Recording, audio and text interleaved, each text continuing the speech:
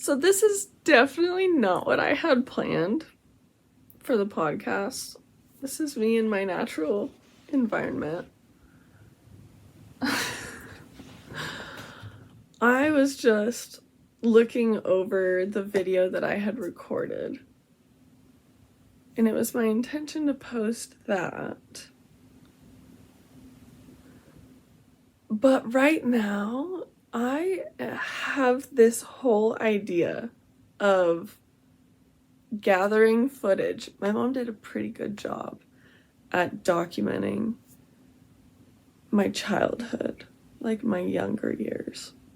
So the parts that I can't speak for and that my dad can't speak for, I think it would be so sick to gather up some of my footage from my younger years and like make this a whole like production. Like I did this with my wedding footage, and I am really excited about that idea, and I would love a chance to do this with my Nana as well, like my mom and my Nana, because my Nana has so much of our childhood documented, and she has the tapes of it, and she's been wanting to get those moved digitally so that they don't get lost, because it's hard to find something that plays a VHS tape. And so she wants them to be moved, and she's been wanting to do this for a while, and I feel like this is the time, and this is the idea that I have. And like I just got a deeper understanding of how I want to tell my story. And I might end up posting just the conversation with my dad for now. I don't know. I don't know what I'm going to do. I just like sat down, and as I was watching this video, I'm like thinking to myself, this is how this needs to be done. I need to collect some footage because the documentation of it all tells the story better than I could, and like I can tell a story better after seeing anyway. So I'm hoping that I could go over to my mom's today and sit down with her and maybe go through some footage and maybe talk to my Nana and see what we can come up with. I feel like this is much larger than I originally anticipated, and I'm excited. This feels really good. Like, I feel like I get to make a documentary, like make this an actual thing, because my mom documented my childhood pretty well up until a certain point. And then I documented the rest of it. I've got my journals, and I've got videos from like junior high up into high school because even back then, I knew that I wanted to document my life. I mean, I have journals from 2008, and I feel so connected to the part of me that was doing those things by having this idea to bring all of the documentation together and to make something out of that, rather than just like telling it from what I can remember now, because I've done a lot of work to heal from a lot of stuff, and like I feel like the documentation of it tells the story better than I can, and that I can tell the story better with the documentation as well. So, and being able to bring my mom and my grandma in on it. Oh, look at the sun. It's such a nice sunny morning. I watered my plants this morning. I hope that this audio is being picked up well. I'm not recording with anything good. But I needed to get this idea out quickly. And I wanted to get it documented as well. So, anyway.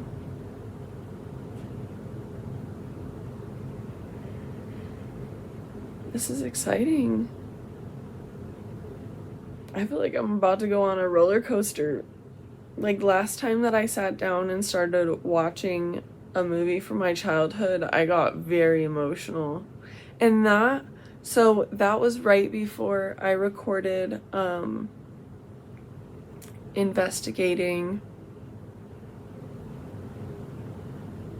acceptance and forgiveness, that episode. It was right before that. We know how I felt in that one. So it's nerve-wracking, but I feel like this is a place that I need to go. I imagined when I was younger, I imagined that some adult was going to find these journals and like do something about my life. And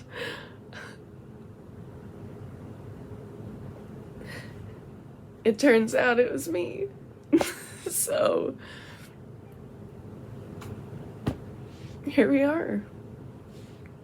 I don't know what this is gonna turn into, but I'm excited to go there. I hope you are too. This is not what I expected.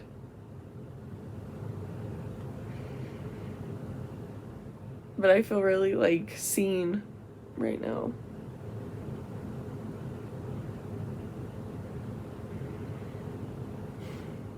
I started thinking, one of the things that I was talking about that started me going on this was my grandma, on my great grandma on my mom's side.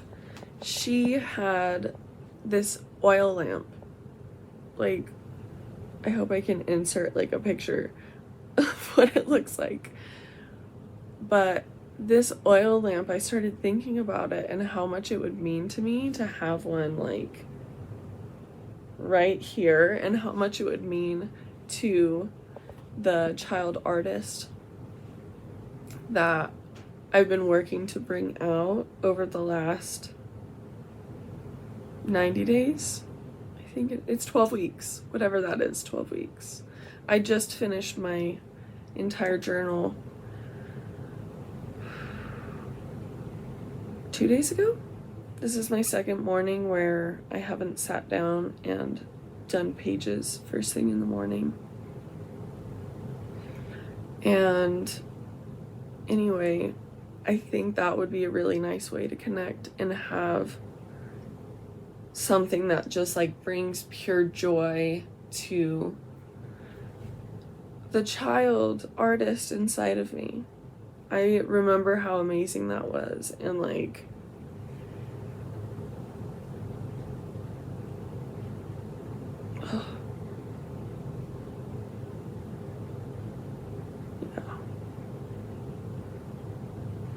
yeah, this is where we're at.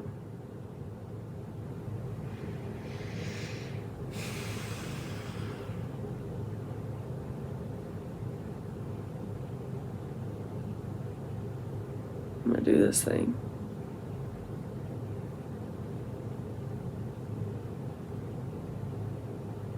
Yeah. Oh, this is a lot. This is a lot, but it's also, I feel like this is how my story needs to be told.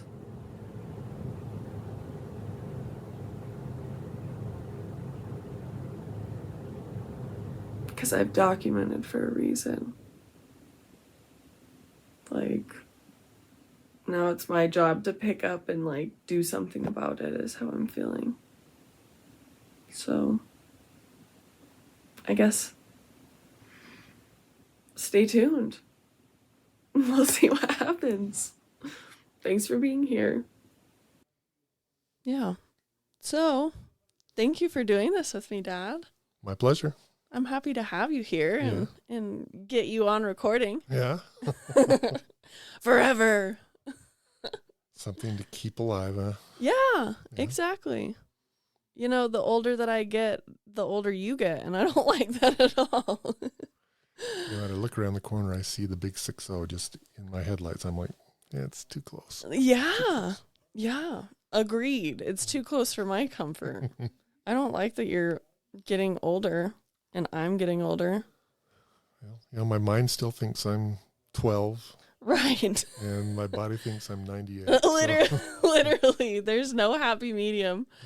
The medium is the age that you actually are. Yep. Yeah, I'm not looking forward to it. I've heard from basically all of the aging people in my life that I should not get old. Yeah. Everyone's like, I don't recommend it.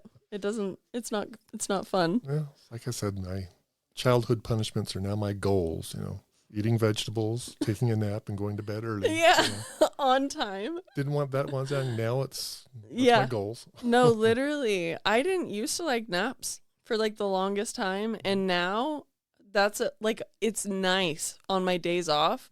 I'll still get up at the same time, but 12 o'clock hits and I'm like, it's nap time. Well, it's when you take the unintentional naps that you start going, what? No, seriously. Me and Tom last night on the couch at like 7 p.m. And I was like, what are we right now? Like, we've been going to bed at 9:30 the holiday doesn't really help that. But I'm like, I'm old. Yeah. I'm getting old.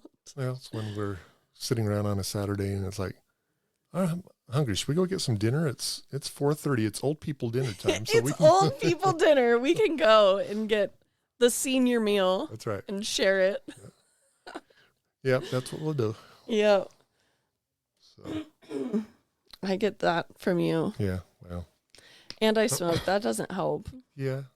I worry about that. I'm not going to lie. Hearing the way that you like have to clear your throat, I'm like, I have those genetics and you didn't do anything to earn it. No, it's just genetics. Yeah. And I have that. I think if I intook more water, it would probably help some, but I get with my nose to the grindstone and during the day and I just forget to drink. Yeah. So.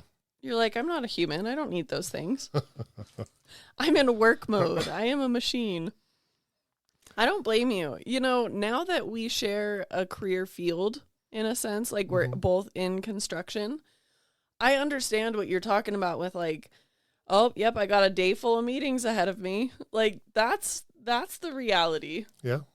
Well, and you try to get some work in between those meetings, and you can't because your mind is shifting gears from you're thinking about this thing, and then you try to fit this thing in, and it's like a mind shift, and you're like, you got another meeting, and you got to shift back out, and so right, yeah, completely different project, completely different topic. Can't get the rhythm, keep it going. That's why a lot of times working late is what you end up doing when you actually get stuff done. Because you can get everything off the plate, and then you just focus on that one thing, and you can keep it going, and then like, okay, I got at least what I wanted to do today. Right. Get a couple hours in, and you're off and running. Right. Yeah. It's interesting to watch the project managers and how little they're actually able to get done in a day because of how often they're it's either a phone call or it's somebody walking into their office. Hey, I got a question real quick, which I really like the collaborative spirit of it. Like, it's actually pretty cool that you can just walk into someone's office and be like, hey, you got a minute? Like, it feels very human. Yeah. But it's also like, okay, I was in the middle of that email, but that email came up while I was in the middle of this thing over here. And then I got a call and like, it's like, yeah, what was I thinking about before that call came in or before somebody came in? Then you literally switch around. There's been a lot of times when I'll have somebody come up to my desk and to ask me a question, or I'll be hit up online because I'm working remotely. It's like, you got a time for a quick second? It's like, let me just finish this thought on my email so I can get off my plate. Literally, I will forget if I give you my time right at this second. And anybody who has experienced it should be like, take your time. Yeah. Oh, yeah. Do the thing. Most of them are like, okay, yeah, just let me know. And as soon as I'm done, it's just sometimes if you remember, oh, yeah, somebody asked me a question while I was working on this, because sometimes you'll just go on to the next task and go, oh, I didn't. You're like, get wait, back hold on. You're getting to the end of the day and you're like, shit, I had that one thing. I was supposed to go talk to them about that. Didn't somebody ask me a question? No, seriously. Yeah. Yeah, when I was just hearing Mom talk about it before I started working there, I was like, how can you like not be able to get to some of that stuff? And then I saw it in action and I'm like, oh, that's how. Because you're in 70 billion places at once. Well, and you think the higher you get up on that food chain, it's like right now in my position, I've got like 2 people that I kind of have underneath me that I work on. Right. Jed kind of has got the same team, but then Jed has also got those same, and he's also working with a lot of the contractors and architects. And so he gets a lot more calls than I do. Right. I try to keep the machine working underneath him so that Peter, Tyler, and I can all keep the projects churning forward while he's trying to, iron out all of the little details work and with answer the the questions for new projects and the contractors and asking, so it's a process, and you try to help out where you can, and sometimes you do more than some days than other days. So. Yeah. It depends on who's calling, who needs you, what fires need to be put That's out. Right.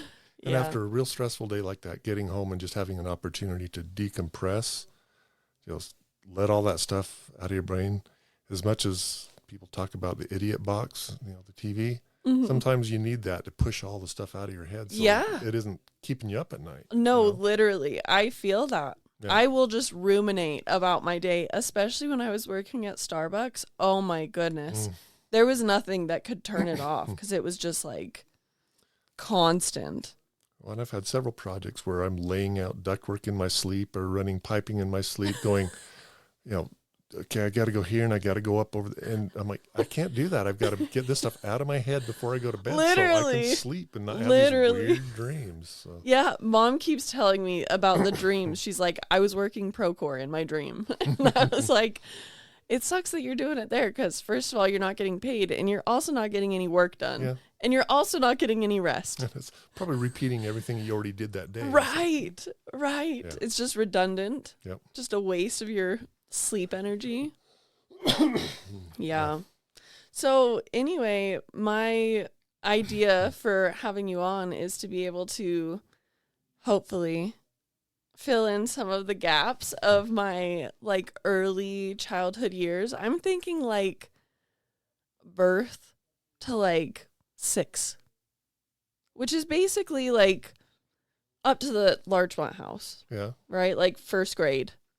Yeah. So, I mean, there's a few fond memories that I have. And it sucks because I was trying to remember this thing when we were young and we were living in the Larchmont house. And you would leave for work. Me and Furf would stand in front of that window where the dining table was. And we'd watch you pull out of the driveway. And we would say something to you as you're, like, heading out. Like we'd like blow kisses and be like, wrap it in a bow and put it on Dad's car and give it to him when he gets to work or something like that. And I was like, that was so cute that we did that. And it was so random that it just popped up one day. I'm like, we used to do that. I also remember, you know how on like the Smucker's lids, they used to have that little like pamphlet, that little accordion pamphlet that would be like taped on there. I remember like reading that and being like telling Mom, I'm like pretending like I was reading it off and I'm like, and Dad's gonna be home at 6 and like tell a whole story, not reading anything because obviously I didn't know how to read. Yeah. I don't, but I have such like, I remember the house. I remember what it looked like. I remembered the spiders in the basement. Yeah. Which there were a lot of spiders in the basement. Yeah, there wasn't any insulation in the walls, and so they just, It was so cold down there, which was nice in the summertime. I remember us all like camping out on that bed down there, just trying to get some relief from the summer heat. One bed and toys all over the floor. Literally. Yeah, playing in that room. I remember the freezer keys were up in the rafters of the hanging off a nail. Yeah. And you could get it down with a yardstick, the RC Willie yardstick. Getting it back up there is a little harder. It was a lot harder. And the reward was a frostbitten like fruit pop. Yeah. Like one of those fresh fruit ones with the seeds. But it was like at that goobery stage where it starts like separating from what it used to be. You got to remember that freezer that was down there, I think goes back to like 1976. Oh my goodness. So it was an old freezer. And that even made it up till the Centerville house too. Yeah. Finally died up there. So it did? Yeah. We had some stuff in there and we come out and we can see some liquid underneath it. Oh no. Fortunately, some stuff survived, other stuff didn't. So it might have been its time anyway. Oh yeah. That would have been what? I was going to say that's like 40 years. 50, almost 50 years old. That's insane. They don't build appliances that last like that. They do not. No, we have planned obsolescence now. Yes. Then we were just trying to make something work. Now we're like, let's make it work and then make it so that it breaks after about 4 years so that we can keep making money off of you. Well, not only did that thing last forever, but I think it was Russ that was driving the car into the garage and pulled too far forward and hit it and dented the door. That's why there's that big dent in the door. Yep. And it's still sealed. It's still sealed. It worked, yeah. Which is crazy. Yeah. It shouldn't have. Nowadays, you run into one of those and you have to spend $700 to replace hinges and another $1,000 to replace a door. And not to mention the bumper of your car that also is not very well built anymore. Right. Yeah. Before it was metal on metal. Now it's plastic on plastic. Yeah. Double the damage. Remember just packing all you kids into one bedroom in that house, too. Yes. Yeah. I remember that, having T's bed at the end of our beds, or out on end of the bunk beds. Yeah, the bunk beds against one wall and the crib against another, and then your little play bins here, and then the chest of drawers. I think we had the colored chest of drawers that had some drawers, shelves, and like a little wardrobe door on one side that was about big enough to fit 6 things hanging in there, and they could only be about 20 inches long. Literally just baby child clothing. Yep. Yeah. Yeah, I feel like that room was like this size. Was it bigger than this? Not much if it was. Yeah. I was going to say, I feel like it was fairly narrow. Like it was a little bit longer than it was wide. There's a closet in the corner, but I think it was one of those closets with an actual physical door. And so it was only like 3 feet wide inside. Right. You could hang hangers and that was about it. Nothing else. Yeah, it was crowded, but it was also homey. Like knowing that there's, like, you're not in a room all by yourself at that age is kind of reassuring. Well, yeah. And again, like I said, the house didn't have any insulation in the exterior walls. When we first started out, it didn't have any insulation in the roof. I mean, very little. It had the mineral wool insulation between the rafters, and we put the new roof on it to improve the insulation value. But you go up against one of those walls and you can just feel the heat sucking out of your body into that wall. Right. So, Right. That's so odd that they would build it that way. Because it was just brick, right? Yeah, it was brick. Yeah, the large bricks and then a furring strip and then the gypboard. Didn't have any insulation at all. There was nothing there.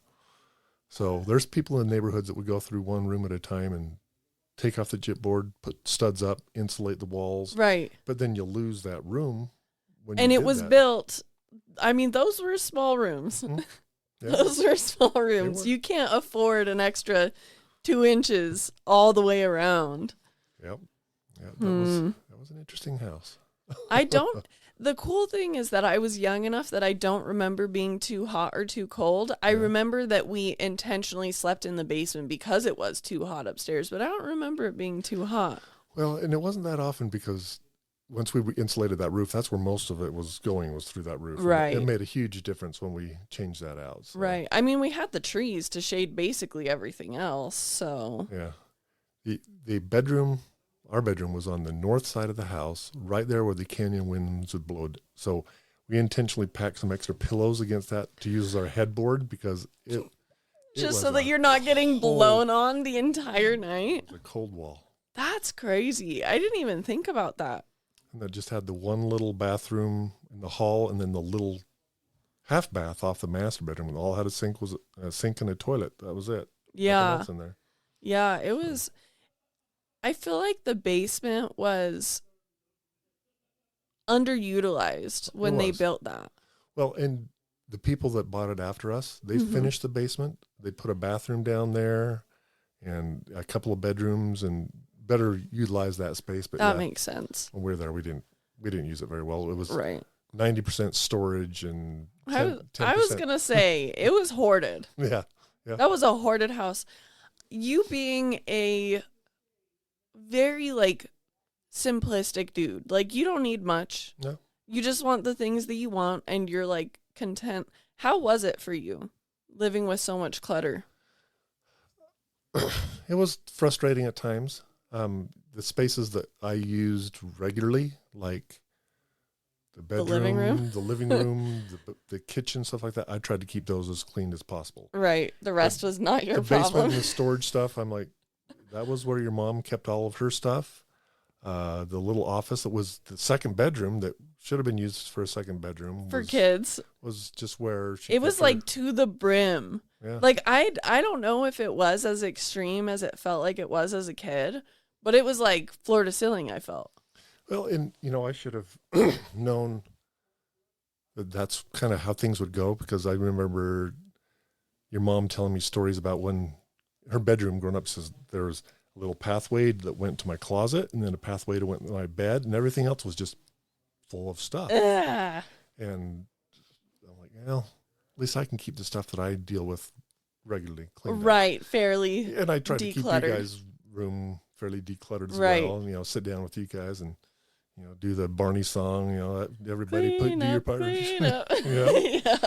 So we try to keep all the toys over here and all your clothes over here. And we try to keep it straightened out so that you could utilize that space and not feel like you were walking through a junkyard. So. No, for sure. I am very much a person now where I need order. I need like everything in its place, partially because I'll forget where it is if it's not, but also for the organization factor. Yeah. But yeah, I remember that. Mm-hmm. I also remember you reading Harry Potter to us at both of the houses, I feel. Yeah, I think most of that was at the Bountiful. The Bountiful house. I did read a lot of stories to you when you're younger at the Larchmont house, but not much the Harry Potter. Right, because I was just a baby. I wouldn't have got it. Yeah. Yeah, but in that house, it was mostly front yard and side yard. The backyard was a little postage stamp. We had a swing set that was back there by the trees, and then a little composting bin stuck into that little corner. There wasn't much to do with it otherwise. Yeah, there was not. Yeah. And then we used to have a sandbox, didn't we? And then it was just bees. Like, I feel like it was like in the front left corner of the yard. Yeah, we used to have it was a planting bed that we used to plant some plants in there. That it also was used as, the sandbox and the neighborhood cats. The neighborhood cat litter box. The fate of every sandbox. Well, and that whole side of the yard was right up against the neighbors, where there was a bunch of quaking aspen, or the cottonwoods would just drop big sheets of, and so getting the lawnmower out there and trying to get rid of this carpet of the cotton seeds out there, while being severely allergic to it. Yeah, and you can't breathe, and while you're done, you go inside and have an asthma attack. Literally. I was gonna say, for you to have to do that, like, it's bad just in general, but like yeah, but that's where they had the roses against that fence. Had some nice roses, had the platinum and the fire and ice, and some yellow roses and some red roses. Had some pretty roses over there. Yeah. Did we redo the patio at some point? Yeah, the front over there. The front entryway, there used to be one of these little, like, 18-inch high cinder block, kind kind of cinder block, was a brick retaining wall that was kind of around that front. You could plant. We never really had any flowers in it, but we ended up knocking that down and just having it open to the front, and we changed the look of the front of the house quite a bit when we did that. Yeah, I remember that. Because I remember you kids always climbing on that little planting wall out front, and I was always worried that you're going to fall and get hurt. And that's because I did. Not on the front one, but on the one that was by the carport. Yeah. Oh, I gouged my, like a big old chunk of skin out of my shin because I, like, fell into the middle of the cinder block. Well, you and Chris were at that age where you're doing most of your exploration. Right. Got Chris a little scooter, two-wheeled scooter thing, and I remember he crashed on that and pinched his finger between the handlebar and a curb or something like that, and I think he lost 2 fingernails on that. Yeah. And really mashed up his fingers. And yeah, I remember that. You get to enjoy a lot of that when you've got children. Yes, a lot of the, Dad, I think I need to go to the doctors. Like, can you put this back together for me? Literally. Nope, you just gotta wait. Yep. It'll get better. You just gotta wait. I'm glad that you guys didn't have any major injuries. Yeah. So. Yeah, me too. And it's not for a lack of trying. It's really not. I remember going down that hill, which I've driven past it pretty recently, and that's kind of, I mean, it's a decently significant hill for a child to be riding down. But we would go down on the tricycle, but like riding it like a scooter. Mm-hmm. So like feet on the back and then like kind of with your butt up in the air, hands on the handlebars. And I remember quite a few times, not enough to like make me stop doing it, but enough to learn a little bit of a lesson for sure. Yeah. So you kids were young enough, and then Tim was just a baby when we were in that house. Oh yeah. But yeah, we moved up there, and from the house there on 27th South, when you were just a little baby, we moved up from that house. Yeah, I was going to say, I don't much there. I think I was like maybe a couple of months old when we moved out of that house. Yeah. Had the same kind of situation there where we had 2 bedrooms and one where we had both you kids.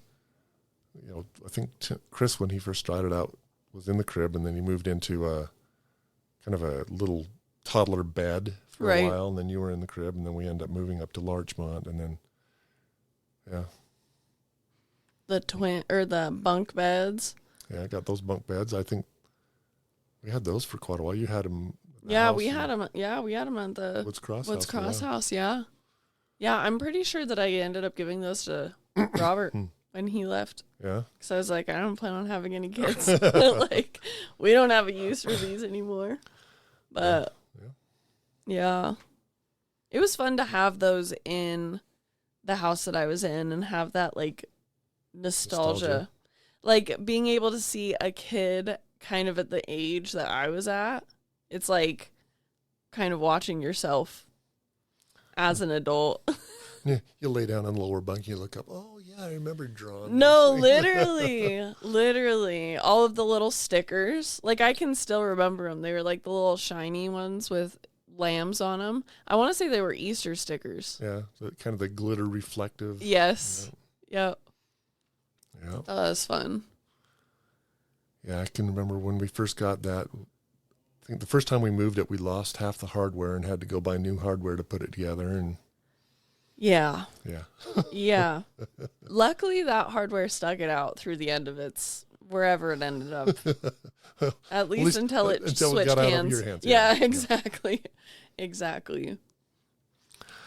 Yeah, you guys did a lot of the Otter Pops, a lot of Otter Pops there, and the Chupa Chup popsicles. And those were in the basement. Yeah. Up in the closet on the top shelf. Yeah, and they're very hard to open as a child. I just hope you know. I learned that you're supposed to twist it. Yeah. Yeah. I didn't learn that till I was an adult. Rip the paper off the top and push it through. And No, literally, we would struggle. Those are like vacuum sealed shut, I swear. And we're like trying to be all sneaky about it too. Yeah. It didn't work. Mom found our little stash. Well, I think she used to take a bunch of like Hershey's Kisses and stuff like that and try to give those away with some of her promotional things, and you guys found those. And yep. big piles of the silver, the wrappers from those all over that storage room in the basement. Yeah. You can't have a room like that. And I mean, to a kid, it's like, that's a maze. Nobody's ever going to miss this stuff. It's like, well, look, there's something that was hidden here. I guess it's my job to find it. Literally. This was just hide and go seek, and we sought, okay? We found. Yeah. And that room was usually pretty dark. The lighting wasn't very good in there, and had those little tiny windows that didn't let much light in. And yeah. Yeah. I want to say it had like those, like, did it have like a checkerboard flooring in there type? Like those little square. It was a square. They're probably asbestos tiles. I don't know, but you're like, knowing what we know now. I mean, the standard 12 by 12 vinyl tiles, and I think they were, I want to say like you were gray and kind of a reddish pink color or something like that. Yeah.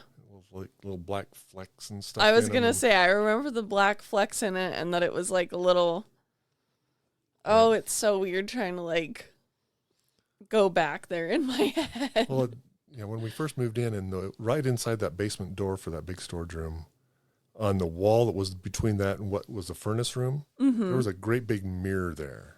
And so when you got in there, you could see that room doubled because of that mirror. And I think we ended up moving that mirror up above the fireplace upstairs. But yeah, there was just this great big mirror, and then there was one of these swag lights that was in the corner, the far corner over there.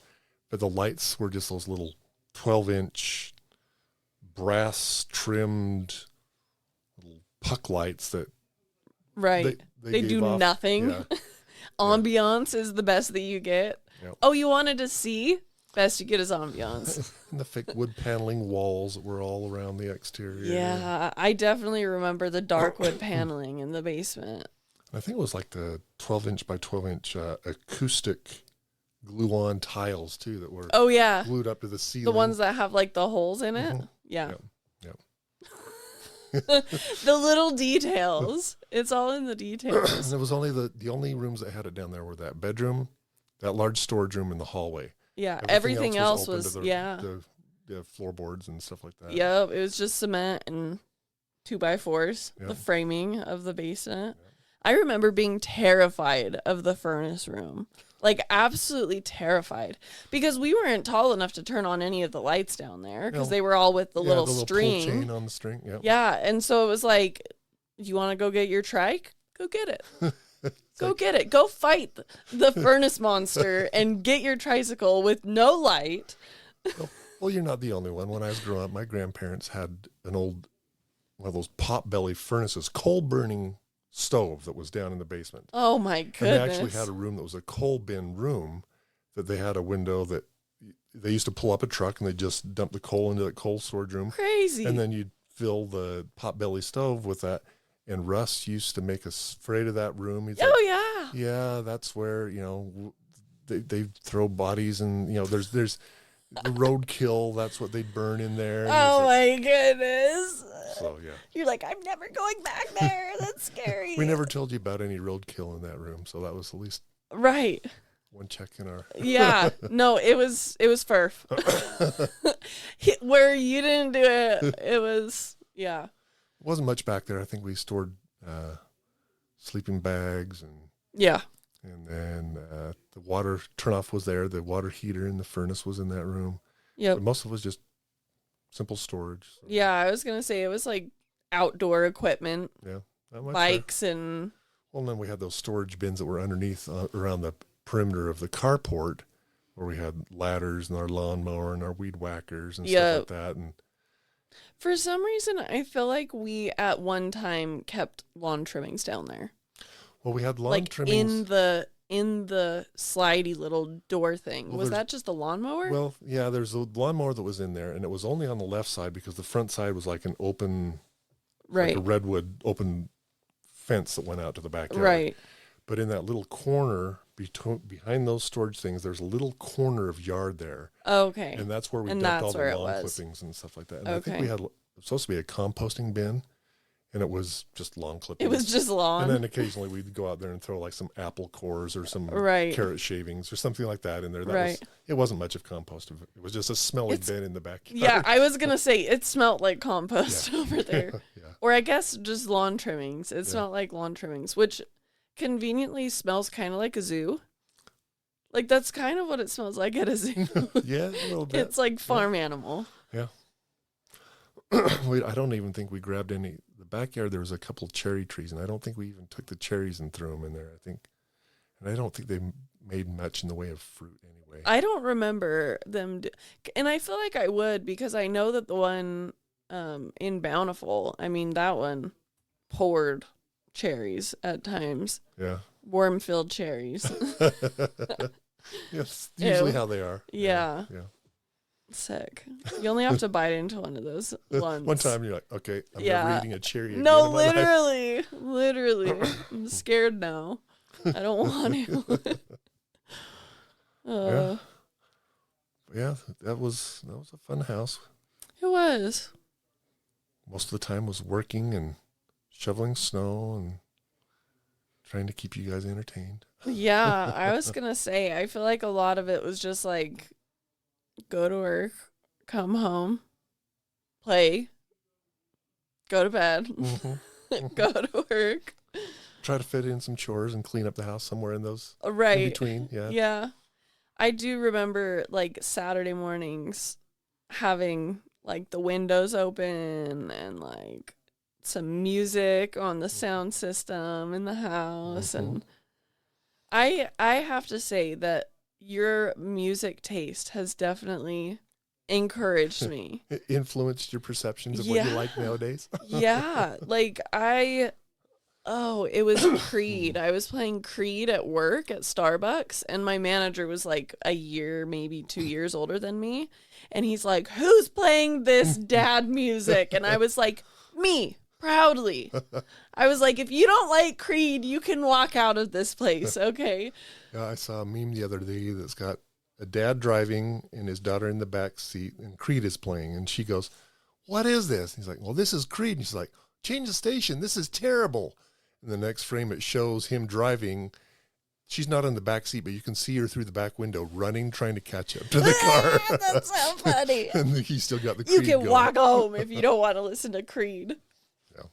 No, but like Creed and Seal and even the Blue Man Group CD, like that was a good CD. Yeah. It was a nice playlist for my childhood.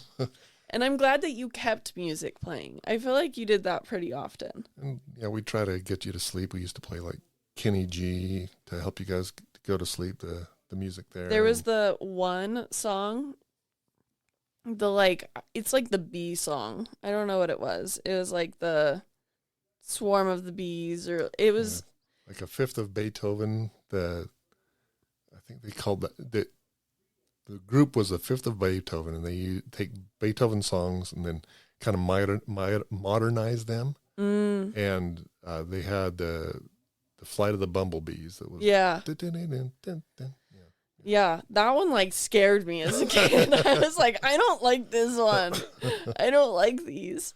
And I feel like that kind of stuck because there's certain notes that I hear that are just like, and then there's some where I'm like, no, absolutely not. Yeah. Yeah. And I feel like that song might have done the and I think ones I don't like. I kind of experienced the same thing growing up because my dad used to play a lot of music, and his was more ragtime, jazz, big band, Dixieland. He did a lot of that. His wasn't, he didn't do a lot of the rock stuff, although he did introduce me to Iron Butterfly and Inagata Vita. That was his album that he got when he was younger, and he told me that he used to get it because he enjoyed the drum solo. Inagata Vita is like a 16-minute song that's got like a 7-minute drum solo. Oh, crazy. So, he's like, you get your money's worth. Yeah. It's a whole 7 minutes straight. Yeah. In a 16-minute song. Like, It was an experience. So, most of mine was, and he used to play the piano, and he'd play ragtime on the piano, the Maple Leaf Rag and other Scott Joplin tunes and stuff like that. That's like Like yeah, this kind of you should. I'm sure you've heard the Entertainer. It's like, oh yeah, yeah. That's the Entertainer. He used to play that all the time. He actually played. Yep. And he played in a band when he was going through college, I think. What? He was a pianist in a little band there. How fun! Yeah, so that's cool. Yeah, for me, I played a little piano, tinkered around a little bit on it, but never pursued it much beyond just tinkering around. Yeah, I feel that way about guitar. Yeah. I mean, I've taken a couple of classes for it, but I like tinkering a lot better. It's fun to play a couple of songs on the guitar than it is to like have the dedication to actually learn how to navigate and like read music for the guitar. Yeah. Yeah. Well, I learned piano first, and that helped me when I started to play, first of all, trombone and then saxophone. Actually, Tim played the sax that I played through school. So. Yeah. So, yeah. That's so fun. Do you think you could remember any of it if you picked one up? Do you think you could like play a song? I remember the fingering, but I don't know if I'd be able to play the like mouth part. Yeah. Get the right bite on it. I mean, that's going back to 85, 86. You're like, we're calling on a pretty old memory here. Yeah, I don't think I could play the violin or the flute. Like, I don't think that it would be like riding a bike. No, I mean, I think I could still, like I said, play the notes. Right. But reading the sheet music in correspondence to that, no. Yeah. I can still do it with piano, but I can't, I don't think I'd be able to do it with my sax. Yeah. So. I don't think so either. I didn't retain any of it like that. Yeah. Even though I did play quite a few instruments. Yeah, flute and violin and guitar. Yeah. I thought about piano. Yeah. Because I liked hearing you play the piano. Yeah. Like when you would just mess around on it. I thought that was cool. But then I actually like got to playing it and it's like, this is harder than it looks. No, really. Really. I'm just like, I don't have the patience to get good at things. Yeah. Like I really don't. I have the patience to do it half-assed. Like, and not for a lack of trying, but for a lack of knowledge. Like I'm just going to do it and it's going to look like I did it myself and that's okay. Well, there's a lot of people that are that way, that they'll dabble in things, but never really pursue anything with any in-depth interest. Right. Because then you get more variety. Yeah. Keeps it interesting. Yeah. Yeah.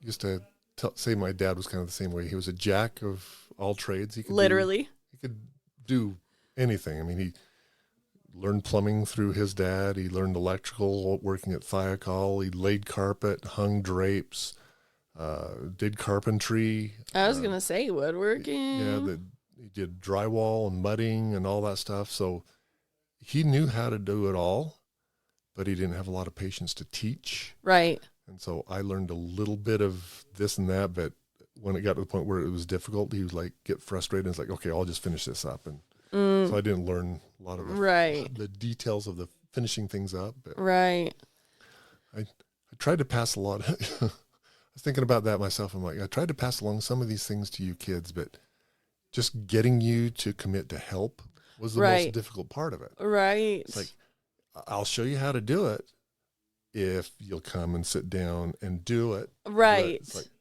trying to get you guys to do it was not easy. Yeah. A lot of it started out with just yard work. Okay, come on, let's weed the gardens. You guys would pull 10 weeds and go, okay, I'm done, and disappear. You're like, my back hurts, dude. I'm old, okay? Yeah. Get out here and pull some weeds. I can't bend over like this as like I used to. Literally. Yeah. Do you think we had kids for no reason? You're free labor. Get out here. Like, earn your keep, homie. Pull some freaking weeds. When we were kids, kids were the remote control. Go over and change the channel. Adjust the antenna a little bit. Turn up the volume. Yeah. Okay, that way. No, back. Okay, you'll just have to stand there. You can't watch. Literally, just hold it. Just hold it in place. Yeah. We only had to worry about that up until the Bountiful house. And then we got a cool plasma flat screen TV. I remember how badass that was in your apartment. I was like, that's cool. He's bringing the future into our home.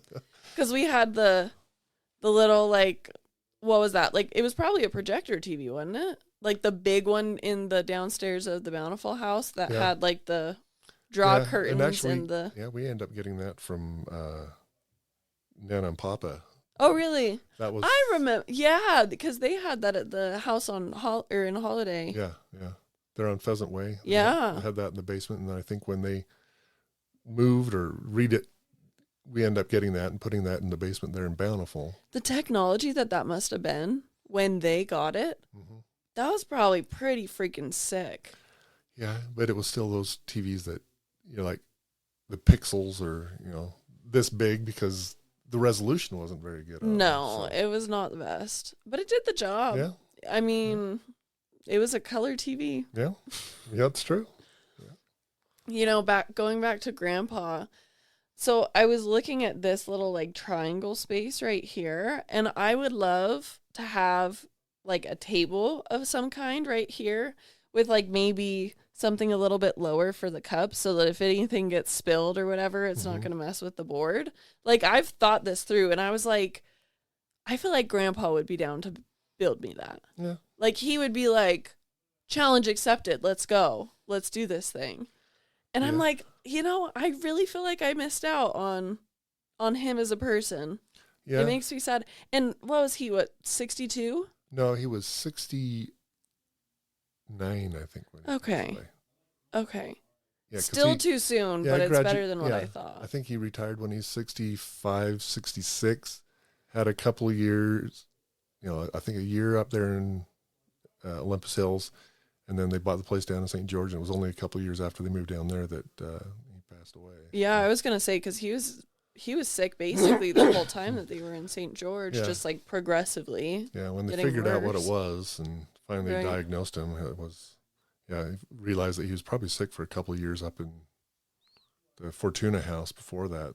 Just not noticing. Well, because it came on slowly. Yeah, I mean, and with things that you wouldn't think are correlating. I think the first was just starting to lose his balance and stuff like that. So, he'd be coming down or going up a ladder and kind of just lose his orientation on it, and took a couple of spills on ladders and like, okay, well, I'm not going up ladders anymore. But he didn't associate it with what it was, and then that continued to progress as they moved down to St. George and the ability to focus his eyes and other things that just went downhill from there. So, right.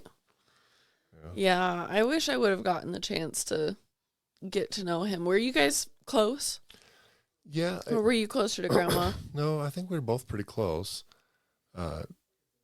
It was kind of interesting because I got a little bit of my mom and a little bit of my dad. I think the compassion and empathy I got from my mom. Right. And my dad was very logical, and I got that part of things from him. Right. But, we used to do things with my dad all the time when we were young. He made sure that we learned how to do things. We'd go down to the fourplex. He'd bring us down there and have us help out mowing lawns and edging. And there you go. When an apartment was being turned over, we went in and we cleaned all the walls and wiped down all the baseboards and cleaned all the floors. And, we were doing that. But it wasn't just work. I mean, he'd take us golfing. We used to golf, and he took us up skiing and taught us how to ski. And, right. We'd go to like University of Utah football games and stuff like that. Nice. Took us to all these, and I'm like, man, I literally dropped the ball with you kids because I didn't do those things with you. I mean, we tried to go on bike rides and go sledding and some of these other things, but maybe it was just by the time that you kids were old enough to learn how to do some of that stuff. Tickets to go skiing were expensive. And, right. And, we had a bunch of other expenses that we were trying to make sure that we were making ends meet there. So that there wasn't a lot of the play money that my dad, helped us. Right. We take camping trips. And I think I've told you many times about the round trip we took to Washington, D.C. in our car, where we went down through New Mexico and Texas and Mississippi and Tennessee and came up and then went back over the north through, I think we went through New York, went to Niagara Falls. Crazy. And, that's a long road trip. It was a long road trip, but we got to see all sorts of things. I still have vivid memories of catching fireflies and, that's fun. Crossing the Mississippi River and, camping in Texas with, at my age with caterpillars that I thought were as big as Twinkies. I mean, they're like, huge. Why are they that big? So yeah, I still have a lot of memories. And I hope that some of the things that we did when we were younger, and maybe not just younger, but as we grew up, taking on family vacations and stuff like that. Yeah. Memories that you can look back on and say, oh yeah, that was a lot of fun. Oh, for sure. The camping trips that you would take us on are definitely fond memories for me. Even the one where we got rained out. Like, even that one.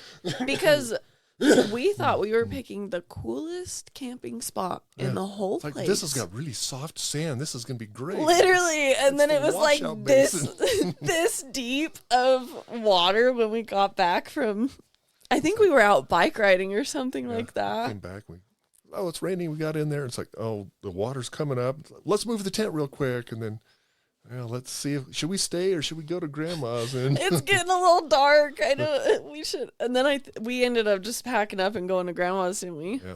That was the same camping spot that we went to with Chris before, right? With Chris Walk. And yeah, I think so. Yeah. I think we went on like a joint family trip there and we brought our bikes and I think Chris brought one of his hammocks and was trying to string it up between a couple of the trees there. And yeah, we've done some camping and some fun stuff down there. So. And the other thing is that, I mean, our childhood was like cut in the middle by a divorce where you were building everything and I mean, hypothetically, staying on course of like being able to have more adult money. I mean, you basically had to start back from scratch as a single person again, where you should be making like, okay, now we actually have like some decent, good money saved up at this point. We can go and, go on a vacation or whatever. Yeah. And that was actually spent on just trying to survive. Well, we tried to do some things too, with your mom and I. We took some trips to, I'm trying to remember the place there in Colorado.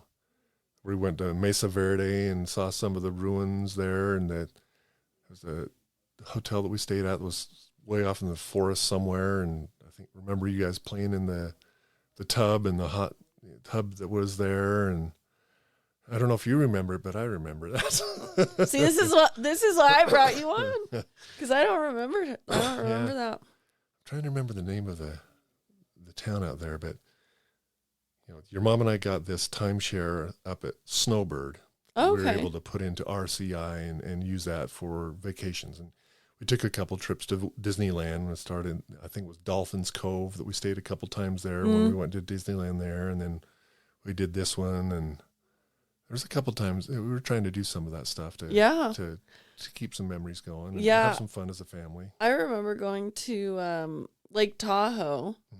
I want to say that it was a bigger family trip. Like, I want to say that maybe like Nan and Pop were there too, or like, I think that there was more people there than. I think I remember some people staying for a couple days, but we were there longer than they were. Right. Because I remember. I think we went to church there, and then.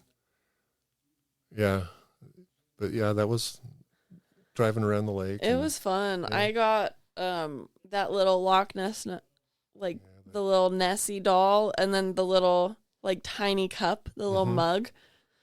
Yeah. I wonder where that ended up. I don't imagine that I would have thrown it away, but it's like that was a while ago. Yeah. Like I feel like the last time I remember owning that was probably in the Bountiful house or maybe the Centerville house, but it's been a long time. Yeah, it goes back at least 20 years. Right. When you got that, if not more. Yeah. Yeah, it's interesting because most of the things that I remember about family vacations when we were younger are like very specific things. Like I remember there was this one place that we went, and I want to say it's the same place as some of the other memories that I have, but it had like a volcano in the middle of the pool. Like it was like something that you could climb on, or like something that was like shooting water or something. And then there was it was like a condo. It wasn't a hotel. It was more of like a house type thing. But there was a painting that had paintbrushes on it on the wall. And we were watching that little, not portable TV. It was just like the little brick TV that you would bring portably. The little silver TV that had the VHS player that was part of the TV. That was built into it. Yeah. Yeah, I remember watching that on the floor on one of those green, like, the exercise fold mat, out mats, the fold out mat. Like, it's very little. Like, I don't remember where we went. I don't remember what we did there. I remember the paintbrush picture. I remember what the pool looked like. And I feel like there was a parrot in a cage in the, like, main office of the place that we were staying. But it might not have been alive. Like, it might have just been, like, a stuffed parrot. But that's the context. Those are the clues that I have to give you. Yeah, I'm trying to remember. How do you make a cohesive memory out of those bits and pieces? Yeah, sometimes you just have pieces that you have to play with and say, okay, yeah, well, I remember I had fun. I remember this. It was a good time. Yeah, I had fun. Yeah, we took that little TV with us on a bunch of different places. I think I remember the minivan that we had. It had the 2 seats in the second row. And had the armrest, and we'd set that down on those 2 armrests and bungee it down. So you guys could watch VHS tapes, and we had like a big duffel bag with like 15 or 20 of the VHS tapes, the Lion King and the Disney movies and all that stuff. And you guys would sit in the very back row and watch VHS movies on that little, I don't think it was much more than like a 10-inch screen. It was very big. Yeah, it was not very big, but it was fun. I remember that. Yeah. I remember until we upgraded to the one, like the little portable one that you could sling over the back, and it would be more of like the built-in type ones. Yeah, those are fun. Fun memories. Yeah. Is it weird to look back? I think about it, and like you were my age when you had Furf. Like you had a 2-year-old at my age because you had him when you were 25, right? Let's see. He was. I think born Mom was 26. He was born in 93, and I was born in 85. So, but I mean 66. So, yeah, 26, 27 when he was born. That's how old I am. Well, and you think there's a lot of people around that have kids when they're 20, 21. Right. I know I wasn't ready for it at that age. Right. I waited till I knew that. At least I knew that I was ready. And, I think I told you kids before that going through school and stuff like that, I was more focused on school, the social aspect of things, and having a girlfriend, just, it wasn't important to me. Right. And so it wasn't until I was in college that I started dating in earnest. I mean, I went to high school dances with people, but they're just my friends that I used to hang with. Right, yeah. And so, by the time I was done with college, I'm like, okay, maybe I can start settling down a little bit. But there's no way I was going to be ready when I was 20, 21 years old. There's no way. No, I still feel that way now. I didn't know who I was at that age. Right. I still got a lot of learning who I am before I can start bringing kids into the equation. Right. So. Yeah. It like blows my mind to think that you were doing that at this age. And then, like, in a couple of years, it was just like, yep, and then there's another one. Mm-hmm. Like, I'm still a kid. I still feel like I'm a kid, and I'm 27 years old. Like, most of my friends have kids, not just, like, babies, but, like, older kids, and I'm like... Yeah. Well, you got... I think Tim is even more than you on that, saying, oh, I don't want to grow up. I still want to be a kid. I'm not ready for adulthood. Oh, yeah, that's like ultimate Peter Pan. I'm ready for parts of it. The problem is, and I was talking to Catherine about this yesterday, the problem is that I did it backwards. And now I just, like, I'm burnt out because I wasted my childhood trying to raise a kid. Yeah. And so now I'm like, no, I earned this independence. I earned this autonomy. Well, and it's hard to want to give that up. Well, I can sympathize too, because I mean, growing up, when you kids were growing up, I was playing the role a lot of the times of being both mom and dad. Right. And plus working full time, breadwinner, yeah, mom, dad, and raising housekeeper, lawn maintenance. Yeah, taking care of everything. All that kind of stuff. And then continuing through with that. And then finally to the point when you guys have grown up and you've moved out on your own, like, I don't have to do homework anymore. Literally. I just did homework for 40 years. I was doing homework from the age of 6 to the age of 45 or something Literally. like that. I don't want to do homework anymore. Literally. So, yeah. And you were good at it. I'm glad that you you could have been like, I forgot that stuff. I don't know. Go and figure it out on your own, kid. But you would sit there, and I was grumpy most of the time when I was doing my math homework because I don't like not understanding, and I didn't understand a lot of it. Well, there's a lot of that stuff, too, that they started to teach some new methods of doing things that were different than the way that I knew how to do it. Right. So you're looking at it, and you're like... I'm trying to learn I'm like, I don't know how they did this, but this is how I do it, and I can get the same answer. But then you try to use that method, and you don't get it right because they're like, no, this is wrong. I was like... So I felt bad because I'm teaching things that work but aren't the way they want you to learn. Right. So. You're like, I'm going on some older knowledge, okay? Things have changed.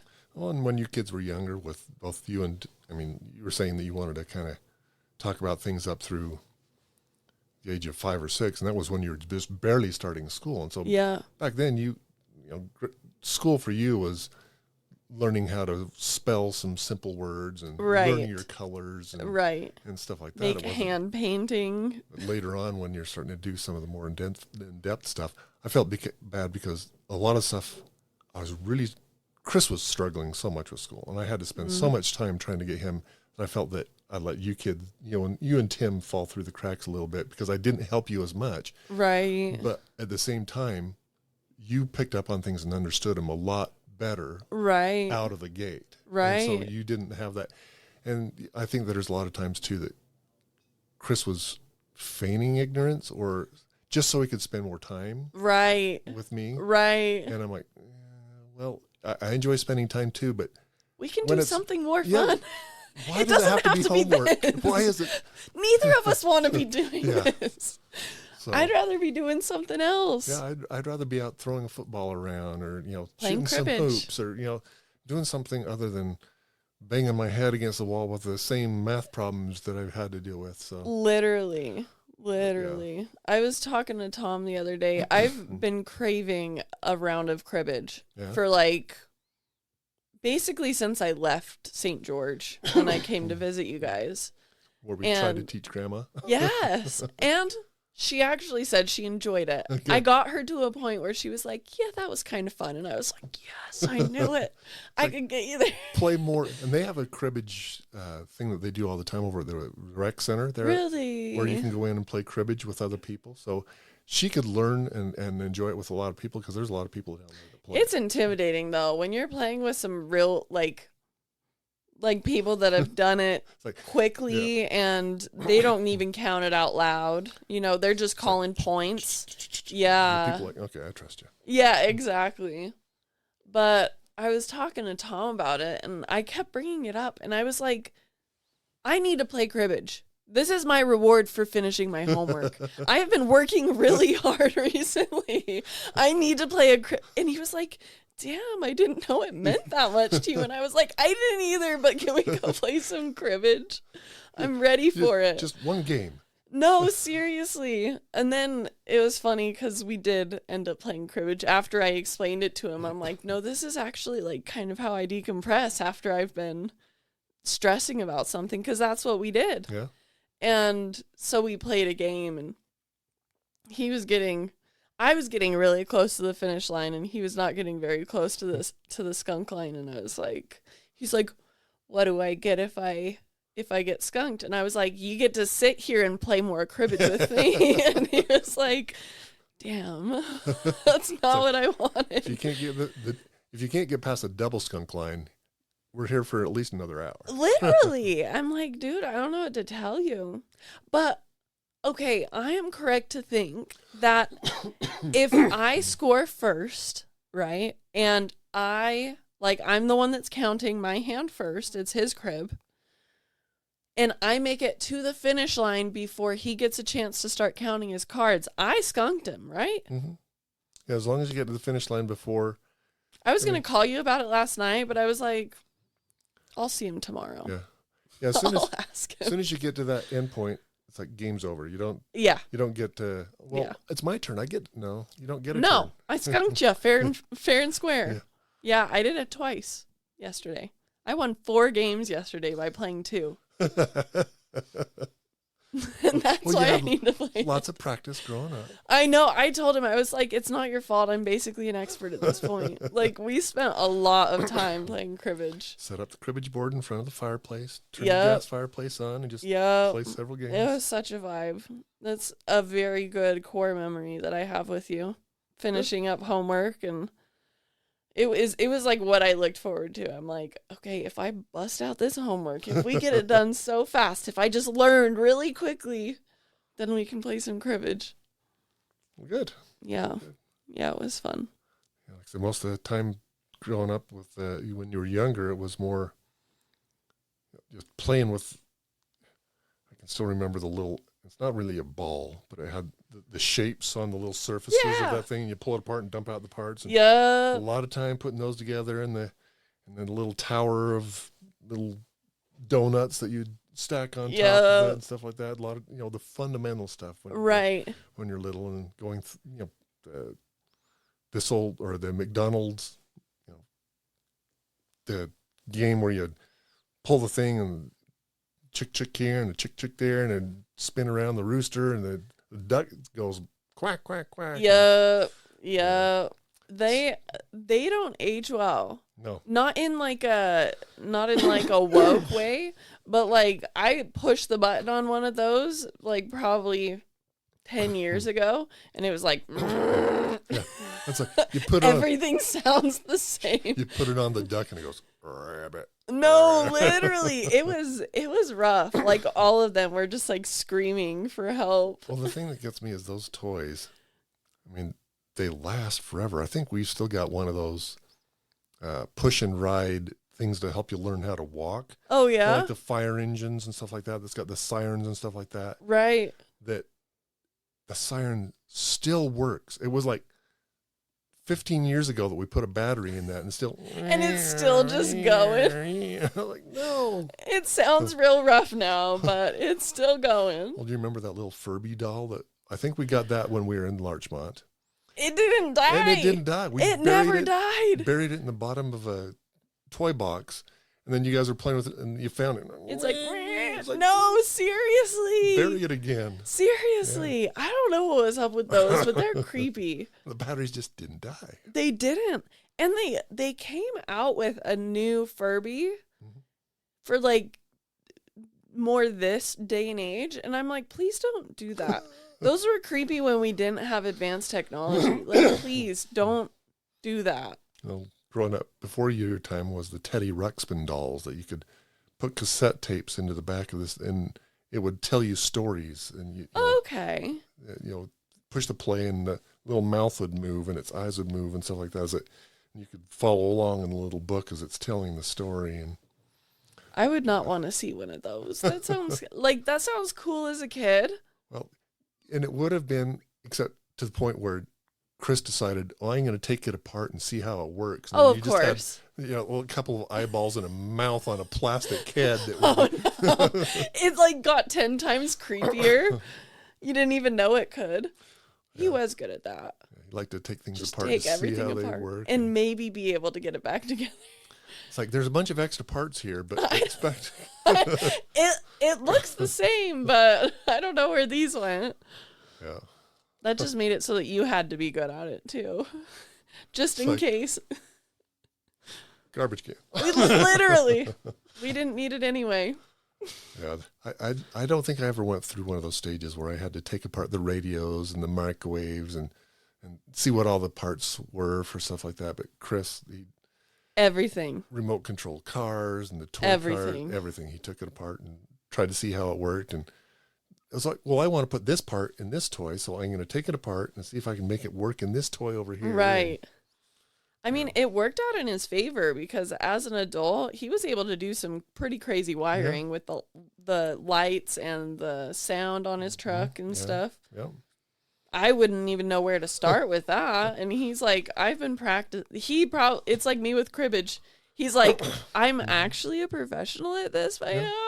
I've been taking shit apart since I was 2. Well, I think we talked to him about, why don't you go to one of these custom auto shops? Because it's like, well, I don't want to start in on the ground floor where I'm doing just, I'm bending metal or grinding ends off of something. I want to get in and do the nitty gritty stuff, but you have to learn the other stuff. And I don't know how to go through that process. So it's just a flaw in all of us.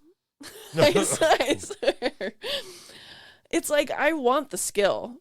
I want to know how to do it. I don't want to learn. Yeah. I want to know how to do it, but I don't want to take the time to acquire the skill. Yeah. Well, hopefully that's not my feeling of not teaching you how to do these things. No. There's times when I dropped the ball here. Well, I helped him there, and I helped him here, but I dropped the ball a little bit here. Yeah. It's probably because I remember back to the things that I learned when I was a kid. I'm like, should I have done more on that front? Right. Could I have done a little bit better on that? Yeah, probably. But. Right. I mean, it's hard to go back and judge your past self because, like, he was doing the best that he knew how to in the moment. Like, I mean, I don't think that there's any time in your life that you can think back and be like, I was really slacking off at that time, And so if you don't look back and think that, then you can't go back and be like, oh, I could have been doing so much more. It's like, no, I really couldn't. I was keeping my head above water and the heads of my family above water, and that's about it. That's all I could promise. Bringing up with a paycheck, taking care of your kids, taking care of Christine, trying to do everything, and then whatever left time, okay, I'll do a little something for myself. Right. Yeah, once a month for 2 hours. Yeah. Basically. So. Yeah. I guess, I mean, we've been going for a while, but I do want to just wrap it up by saying that I appreciate the efforts that you put in because my childhood wouldn't have been half as fun as it was if it weren't for you being there. And I don't think I would have been very well grounded emotionally because you were definitely that for me. You were a safe place to go. I knew that I could be heard and held and listened to and be made important. And I'm sure that it wasn't easy to be doing all of that by yourself, basically, in a relationship where you should have 2 people doing it. Yeah. And I also appreciate that you and Kat. What? It's where it usually is. Anyway, I appreciate that you and Kat made a good team. You guys had the odds stacked against you in, obviously not in age 6, but going up to when we were actually living with you guys. It was not easy to try and pick up the pieces of what was left when you guys took over. And well, it's difficult ages for all 3 of you. I mean, Tim grade school, you junior high, and Chris high school, and all the dynamics going on there, all the meeting new people and new neighborhood, and it was a difficult time for you guys. Right, and new parent. And new household, we're trying new to make dynamics. It as smooth as possible and trying to include everybody. And it's like trying to not get the car to rock while you're off-roading. Yeah. Trying to get a smooth ride while you're off-roading. Going off-roading while you're driving into a lake with a thunderstorm on the horizon. No, literally. Literally. It wasn't easy, but you guys did your best. And my friends felt safe coming over to your house and felt comfortable being there and existing there and felt like they belonged. And that's not something that, I felt at a lot of my other friends' houses. And so I appreciate that I was able to have a place like that for the people that, I cared about and for myself to be able to come to and I exist. copy that from when I grew up, because it was the same thing with my parents. Right. And all my buddies used to come and hang out at my place. I mean, from the time that I was a little kid, playing baseball in the backyard or roller skating on the concrete patio in the backyard, right, all the way up through I'm graduating from college, and we're still at the dining room table rolling dice, right, playing D&D with all my buddies, and the whole time, and my parents like, oh, come on in, yeah, no problem. Right. So everybody felt comfortable there. They weren't like, oh, we have to go to the Okies. We don't want to do right. that. So yeah, no, mission accomplished. Yeah. Like, I've heard great reviews from all of my friends. They're all like, yeah, I'm glad that we had a place to go to, because I mean, most of everyone else that I was close friends with, most everybody else, they had a single family home, or not a single family home, a single parent home. Yeah. And so they only had, one influence. They didn't have a mom that was just waiting to make an afternoon snack for them. They didn't have a dad that was going to take them around and do the whatever shopping they wanted to do, it was, I'm glad that I had that experience. And I know I wasn't capable of appreciating it more in the moment, but I do appreciate it with retrospect and adulthood. And it's hard when you're a kid, because you got so much going on. You're learning so much. You're trying to develop, and a lot of times the best the parents can do is just try to keep the boat as stable as possible, right, while you got everybody jumping around in a hurricane.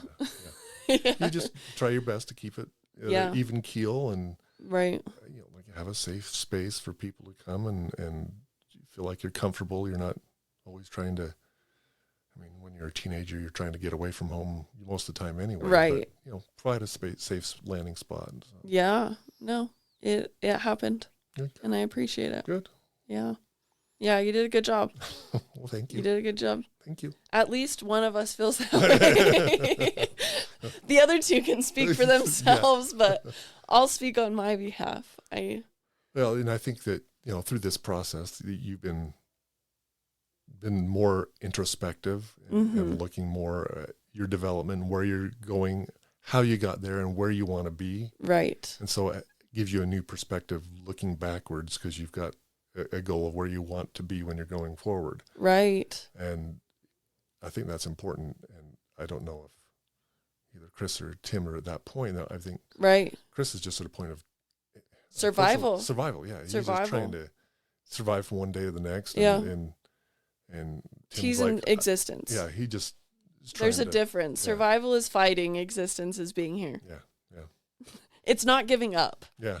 Yeah. Existence is not giving up.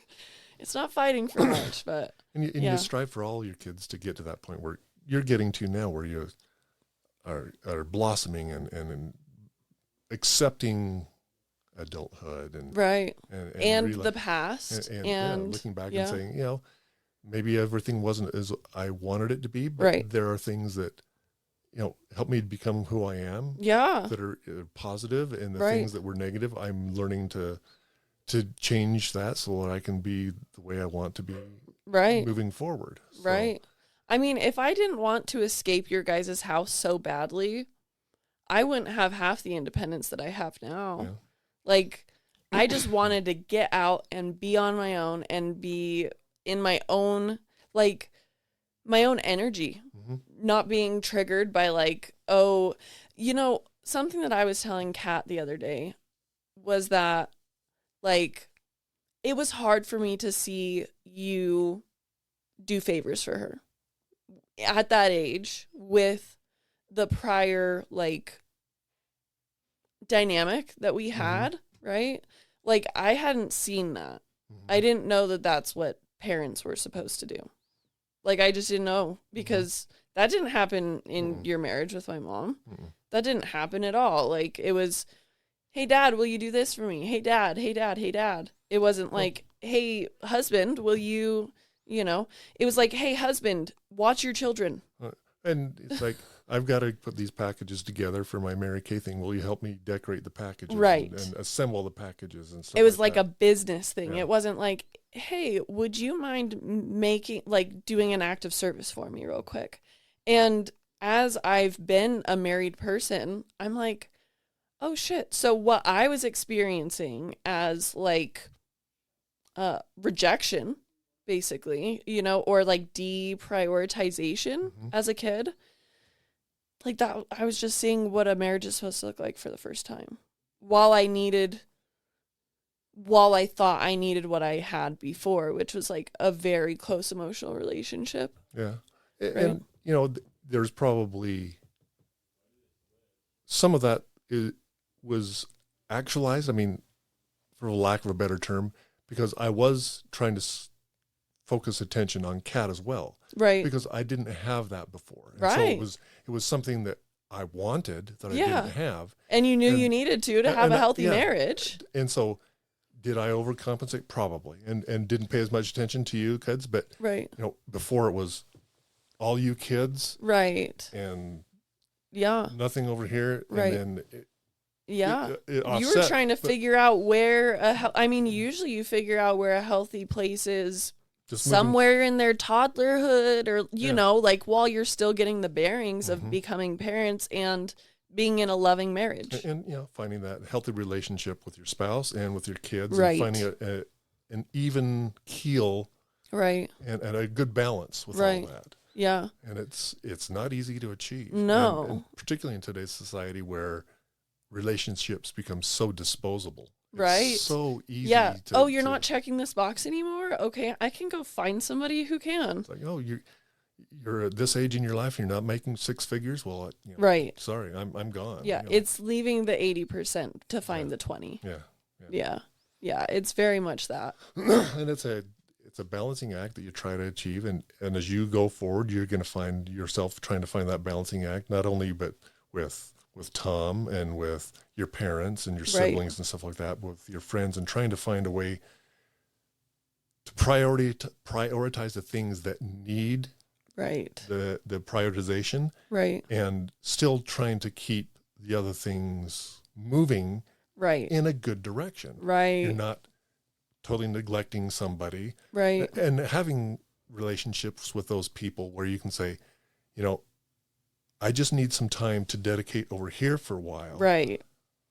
I'm not abandoning you. I want you to feel comfortable but I just need to take some time. I need my focus over here. I need to move forward here. Yeah. And you can do that with you know, friends that you can't take.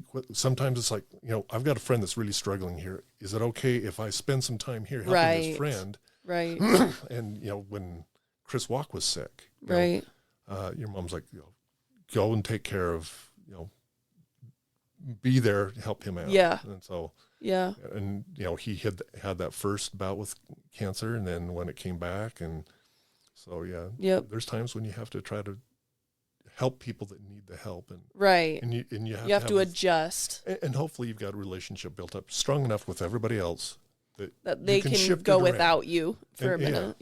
And you know, I try to instill that in you kids, and I try to make that for myself. Yeah. I can remember, I think it was Mark said something when we were playing a game, that the question on the game was, if you were an item of footwear, a shoe of some sort, what would you be? And for me, he picked like a flip-flop. I'm like, flip-flop? I hate flip-flops. Like, just, you're so laid back and go with the flow. And it's like, just throw them on before you walk out the door. You don't have an attitude of, you know, you'll express your opinion, but you're not going to bludgeon somebody with it. Right. You're just laid back, come as it goes. And I'm like, you're like, okay. Call me a thong again and we're going to have problems. But call me a loafer or a tennis shoe or something like that. But I'm not Can I be a house slipper? Could I be one of those? I'm not a flip-flop. Yeah. Come on. I'd be offended as well if someone tried to... What does that mean? You mean unstable? I change opinions back and forth. Literally. I'm hanging on by one thread. No, seriously. I hurt between your toes. Like, I don't understand. I'm uncomfortable. I don't slap your heel all the time. What? Literally. What's going on? Yeah. I feel like that's a pretty decent description of you, though. Just being very go with the flow. Yeah. I try not to let too many things upset me. Yeah. I wish I could embody more of that. Does it happen underneath the surface? Like, do you just not show it, or is it just like chill in your head? Yeah, I mean, it's a matter of finding out what's appropriate at the time, because there's some things that some people say that, well, they'll make me angry. Right. But it's like, will reacting in anger provide any benefit at this time? Right. No. Right. 99% of the time, it's no. It's no. Right. And so I've learned to, and early on, I was unbalanced holding on to that. Right. Where I wasn't letting it go and I wasn't communicating and letting people know, well, when you did this, it made me feel this way. Right. And so I could bottle up a lot of stuff. But when it popped, oh yeah, watch out. Because, it was not a good scene when I popped. Right. And so I used to say that I had a long fuse, but it was a big powder keg when it went off. No, literally. So you're like, we need the long fuse. And I've learned there's a way to keep that long fuse, but diffuse it more regularly, communicate, let people know what's going on. And so for me, that was a learning process too. Learning how to communicate and express my needs and my wants and stuff like that. To stand up for yourself and that you're allowed to have needs and you're allowed to have wants. And allowed to have my opinion without people saying, well, your opinion doesn't matter. Right. I put up with that for a long time. Yeah. So. Yeah, exactly. It's different being able, I feel like I stepped into that being with Tom, like just before we got together. I was like, I actually feel pretty good about myself. I feel like I have the capability to stand up for myself. Yeah. I have boundaries now where like I will not be treated a certain way. Like it's definitely different going into a relationship, being able to be a whole person with needs. Mm-hmm. Especially after being in a relationship where you weren't allowed to have any. Yeah, and especially when you've got to find somebody that's not going to just be a taker all the time. Right. Somebody who's willing to help you out to meet your needs. Right, yes. Because it's so easy to get into a situation where there are people out there that all they do is take. Right. And, and it's not healthy. Right. And it's unfortunate to be a natural giver, which both of us are. Yeah. Because you learn the really hard way that there are a lot less people willing to give and there are a lot more people willing to take. Yeah. And true. I think it's cool that both of us have come to a place where it's like, I will believe that people are good until they give me a reason not to, even though we've been walked on pretty significantly by many people before. Well, and society will tell you, trust no one. Right. And you have to build the trust before you allow anybody in. You lose that way. Yeah. You don't meet new people. Right. You're hard. You're hard and closed off, and you don't let people in Jaded. your life. Yeah. And yeah. I don't like living that way. Well, and nobody wants to come in and have to prove themselves. Like, who are you? Yeah. Who are you that I have to come in and explain myself to you? Like, you give me the benefit of the doubt and we'll get somewhere. If you come on thinking that I'm a piece of shit, like, it's not my job to disprove you. Yeah. And most people that are going to treat you poorly will show that pretty early on in a relationship. Right. And so it's easy to show trust first. And when they when they burn you, it's easy to say, okay, I'm not going to trust you like I did before. You're going to have to demonstrate that you're going to be more trustworthy. Right. For just the person. I'm not going to group all people, all men, all teenagers, all old, like, I'm not going to group anybody in. And it's with all relationships. Right. I mean, friendships, when you're in a relationship with a significant other. Right.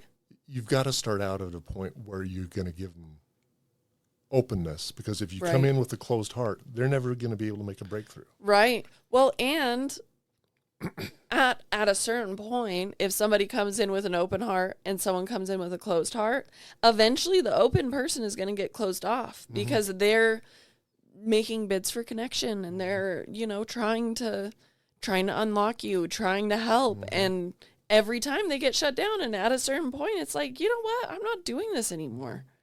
I don't like getting my hand slapped every time that I reach out for you. It doesn't feel good. And I don't know if this is the proper time to say, but particularly for guys, it's really hard that way, for guys to open up. Right. particularly in relationships with women, because as hard as it is, women, when you open up to a woman and you show your vulnerability and stuff like that, instead of them saying, oh, he opened up to me, that's something precious. It's like, oh, I've got something I can punish him with later. Right. I'll hold on to that. And then once they use that weapon once, that openness you experience once. Oh yeah, it's gone. Never going to happen again. Yeah. And so, because it took so much to be able to share that. And that's why so many men are so guarded. Right. Is because they feel that if they put any of that vulnerability out there, that it's going to be used as a weapon against them. Right. And then it's like, okay, well, why did I even try? Right. Or they're seen as, oh, well, I don't want somebody that's soft, like, oh, I don't want somebody that's going to cry. I don't want someone that's, somebody who's that's not man. Yeah. It's unfortunate because, I mean, I am somebody where it's pretty easy for me to see the child inside of somebody. Like, it's pretty easy for me to, like, catch a glimpse of, like, the little boy that they once were, just, like, sneaking out. Like, Tom will do these little things where he'll be like, oh, yeah, I got this little snack. And I'm like, oh, he's just so cute. I just want to pinch his little cheeks. And it's like, I wish that more people would realize that, like, men used to be boys, like little toddler boys. And, like, they have feelings just as much as women do, just as much as little girls. Like, it should be important. It should be made important. They should be able to share it and not be scared that their vulnerability is going to be used like that. But women are ruthless. They are ruthless. So it's like what we were talking about yesterday with, like, teenage girls. Like, they'll pin everybody that they can rally against you. Oh, yeah. And that comes back at a dude, too. And they would just be like, oh, we got beef. Let's go settle it in the parking lot right quick. Like, you actually want to fight? Let's do it. And then gentleman's handshake as they part, knowing who won. Like, yes, I saw a meme the other day that showed, it was like a picture of a woman kind of looking happy and reflective. It's like the look that you have on her face after being told for the 10th time today that she's beautiful. And then it's got a picture of a guy with a smile on his face. It's like remembering that one time a girl told him he was handsome 12 years ago. No, literally. Because it happens so rarely. Literally, Tom told me about how he got a compliment about a shirt that he wore one time, and then he wore that shirt for like 5 days in a row because he was like, well, if I look good in this shirt, then I'm going to keep wearing this shirt. And that's why a lot of times, and it's, for me particularly, is being able to take a compliment. Right. Because you're not used to getting them. Yeah. It's like, well, no, for 40 years of my life, nobody's ever said that to me, so it must not be true. So they must be trying to get something from it. Right. Yeah. What are you trying to do? It's difficult to accept a compliment when it comes because it's rare that they do come, at least in most situations for men that I've experienced. Right. Yeah. Yeah. It's sad to me because it shouldn't be that way. It shouldn't. Definitely not. It shouldn't be that way. I think more men could be more expressive, more open, more willing to share with others. Right. If they didn't have that fear that as soon as they do that, they're going to get shut down. They're going to be labeled as effeminate or a crybaby or you're soft or being used against you, which is just going to make you hard. So. Right. Yeah. It's a delicate, and when your mom and I first got divorced, I built up that shell. I'm like, I'm not going to trust anybody. Right. But I'm like, I hate the way I feel. Right. I don't like this at all. You don't even like being around yourself when you're like that. I've got to be willing to open myself up. And when I realized the only way to be able to have a successful relationship is when you put yourself out there and you risk being hurt. Yeah. Yeah. If you're not willing, it's the price you pay. If you're not willing to risk being hurt, then you're not offering enough of yourself out there for them to know who you are. You're not even paying the price of admission. That is what it is. It's going to hurt. At some point, loving every single person that you love is going to hurt. Whether the relationship ends, whether one of them dies, like, something tragic happens, like that's the price that you pay. And it can be difficult. I think I've noticed with a lot of people that are willing to do that, willing to be open with, when they get to know somebody, right, that they're more reluctant to make new friendships and put themselves out there, right, because it's easier to get hurt. Yeah. It's like, so the people that are willing to do that have fewer friends, but they're like lifelong friends. Yeah. Strong friends that you feel like you could tell anything and they're going to be there for you. Yep. And the people that are willing to put themselves out like that, but there's a lot of people that are shallow that'll put just a little bit of themselves out there. It's like, okay, this is about 5% the real me. Right. This is 10% the real me. Right. Let's see how they take that. This one relationship, maybe I'll put out 50% of the real me. Right. But they're so guarded. Nobody really knows who they are by the time. And it's hard to get to know people like that. And it's a sad life to live. Like, to be known is to feel loved. Oh, yeah. Like, to be deeply and intimately known, to have somebody be like, oh, yeah, I got this because I know that it's your favorite. And it's something that you haven't talked about in, like, a really long time. And it's just like, shit, they know me. Yeah. They care about me. Like, it hits you on such a deep level emotionally. Like... willing to sacrifice a part of yourself like that, it's difficult for a lot of people to do. Right. And so that's why a lot of people that are willing to do that are emotionally open, will only have a select group of friends because there's so many people out there that'll take advantage of it. Yeah. So. No, that's where I'm at. Like, that's literally where I'm at. And I'm assuming that all the other people like me are doing the same shit. So we're never going to meet.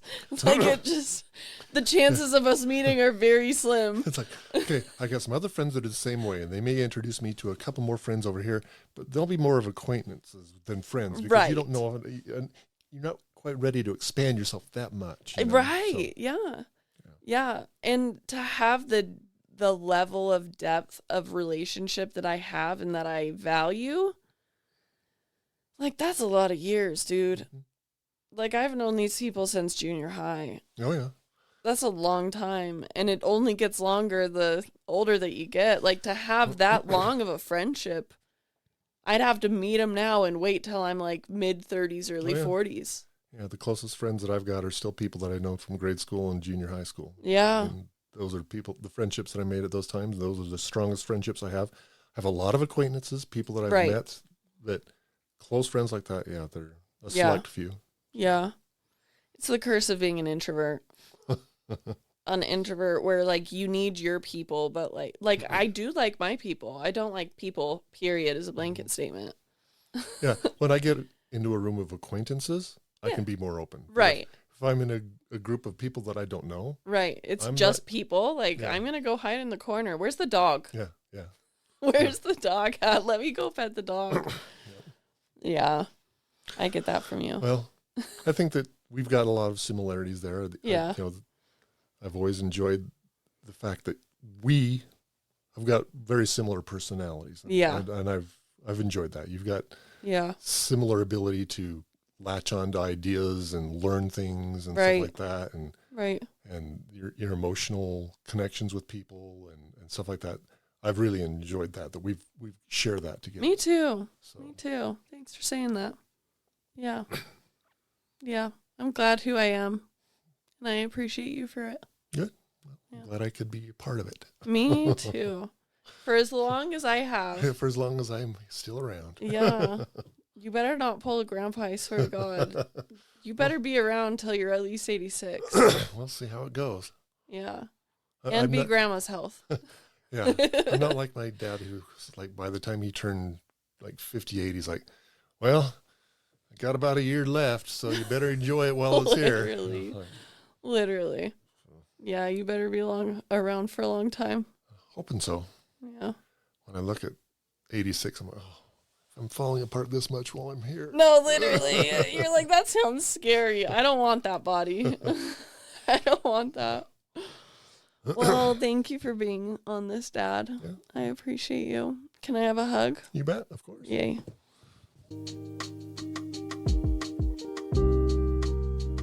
Mental Odyssey is a Dream and Do podcast, produced and edited by yours truly. The music is owned by Chill Hop, And this song is Velocities by Sleepy Fish. Go check them out. Thanks for being here.